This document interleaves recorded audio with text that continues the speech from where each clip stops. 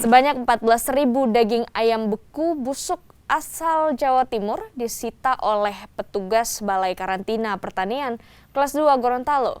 Dari hasil pemeriksaan petugas, pembusukan daging ayam diketahui dari kondisi ayam yang telah berubah warna.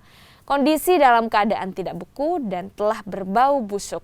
Diduga daging ayam beku tersebut mengalami pembusukan akibat kerusakan kontainer yang melakukan pengangkutan dalam perjalanan menuju Gorontalo.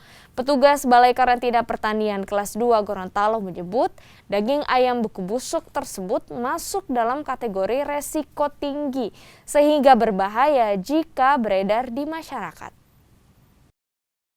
Ini barang masuk tanggal 20 Oktober tadi malam dan dilakukan pengawasan oleh petugas karantina dan diperiksa ke gudang PT Laris Semari sebagai pemasok media pembawa itu oleh petugas karantina. Media pembawa sudah tidak layak dikonsumsi oleh masyarakat Gorontalo. Pak, seberapa berbahaya kalau ini misalnya? Ya, kalau di berbahaya ini memang kalau dari segi media pembawa ini kategori risiko tinggi. Jadi kalau tersebar atau dikonsumsi oleh masyarakat nanti akan berdampak langsung pada masyarakat karena ini kategori media risiko tinggi, jadi berdampak langsung pada masyarakat untuk yang mereka yang konsumsi.